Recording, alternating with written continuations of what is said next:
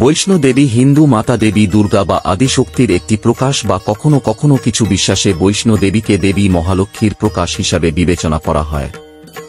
বৈষ্ণো দেবীকে দেবী মহাকালী, মহালক্ষ্মী এবং মহাসরস্বতীর সম্মিলিত অবতার হিসেবে পূজা করা হয়। উপরন্তু তাকে হরি বা বিষ্ণুর শক্তি হিসাবে দেখা হয়।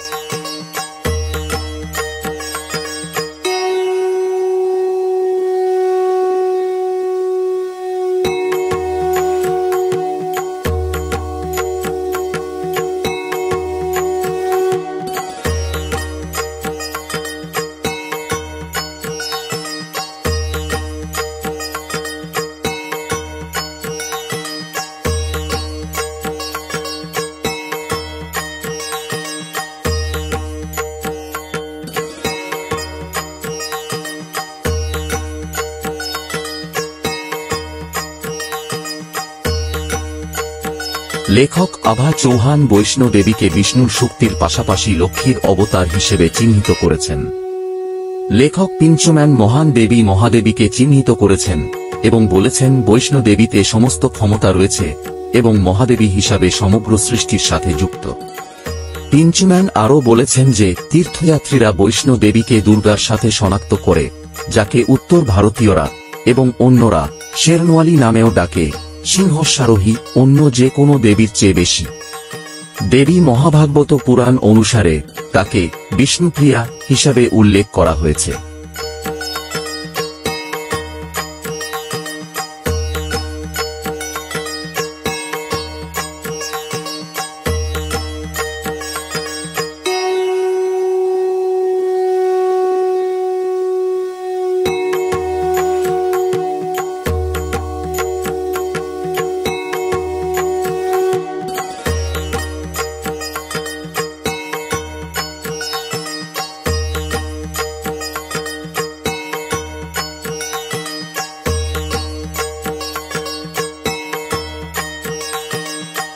বরাহ পুরাণের ত্রিশক্তি মাহাত্ম্যে তিনি ত্রিকাল থেকে উদ্ভূত হয়েছিলেন এবং শাতশ্রী পর্বতে মহিষাসুর নামে একটি অসুরকে বধ করেছিলেন, যেখানে বৈষ্ণোদেবীর বর্তমান ত্রিকূট ধাম রয়েছে।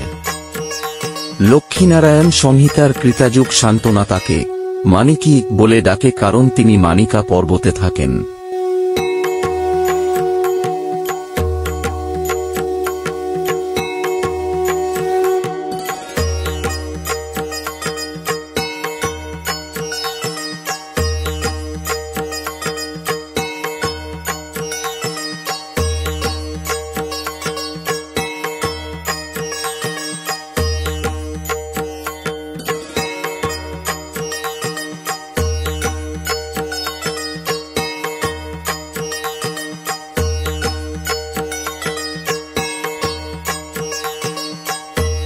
কথিত আছে যে ভৈরবনাথ, একজন বিখ্যাত তান্ত্রিক, একটি কৃষি মেলায় যুবতী বৈষ্ণো দেবীকে দেখেছিলেন এবং তার প্রেমে পাগল হয়েছিলেন।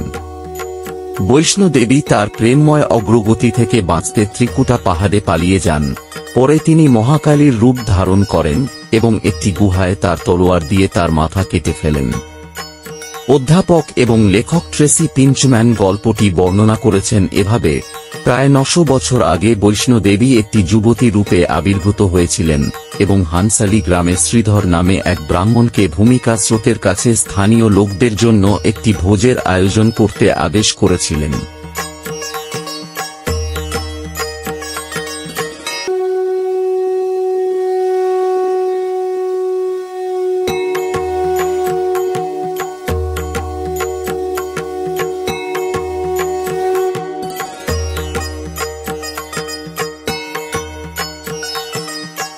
বাবা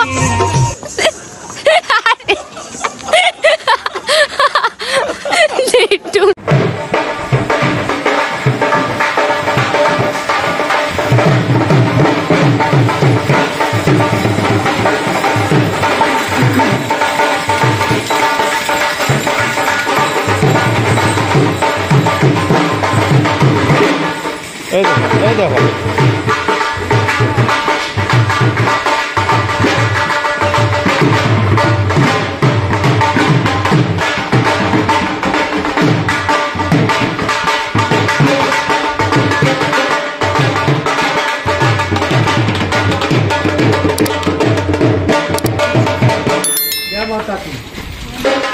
জয় মাতা দি।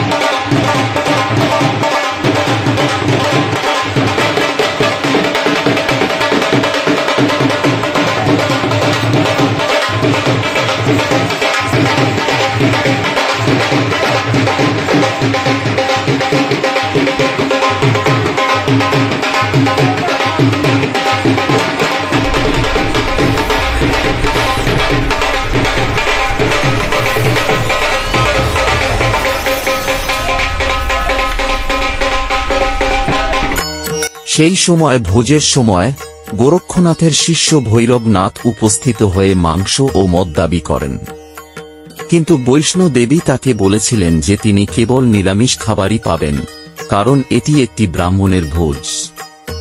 তাকে দেখে ভৈরবনাথ তার প্রতি লালসা জাগে। তাকে বাঁচানোর জন্য তিনি ত্রিকুটা পর্বতের ট্রেইলে বিভিন্ন স্থানে থেমে পালিয়ে যান। সেখানে স্থানগুলি এখন বঙ্গগঙ্গা, চরণ পাদুকা, অর্ধকুনওয়ারি নামে পরিচিত, যেখানে তিনি 9 মাস অবস্থান করেছিলেন বলে জানা যায়। গুহা এবং অবশেষে ভবনে, যে গুহাটি এখন তার বাড়ি হিসাবে পরিচিত।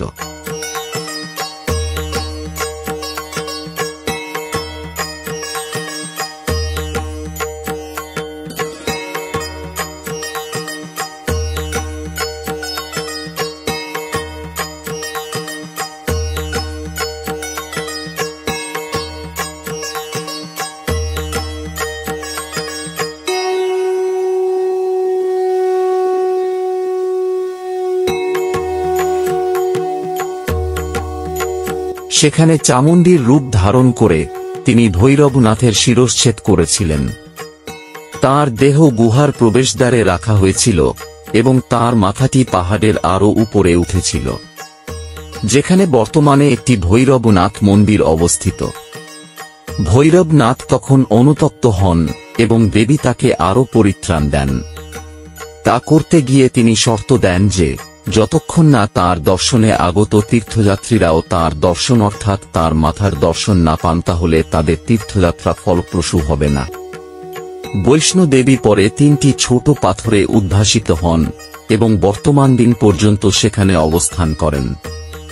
শ্রীধর গুহায় পিণ্ডিকাদের পূজা করা শুরু করেছিলেন এবং তার বংশধরেরা আজও তা করে চলেছেন।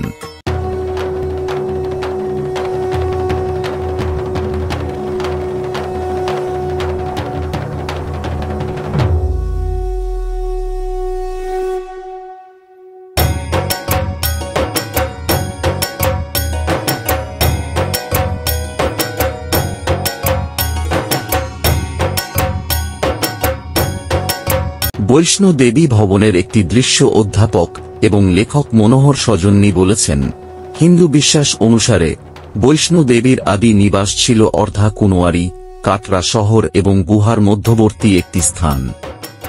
তিনি 9 মাস ধরে গুহায় ধ্যান করেছিলেন, ঠিক যেভাবে একটি শিশু তার মায়ের গর্ভে 9 মাস থাকে। কথিত আছে যে যখন ভৈরবনাথ বৈষ্ণো দেবীকে ধরতে তার পিছনে দৌড়েছিলেন, দেবী পাহাড়ের একটি গুহার কাছে পৌঁছলেন। তিনি হনুমানকে ডেকে বললেন যে আমি এই গুহায় 9 মাস তপস্যা করব, ততক্ষণ আপনি ভৈরবনাথকে গুহায় প্রবেশ করতে দেবেন না। হনুমান মায়ের আদেশ পালন করলেন।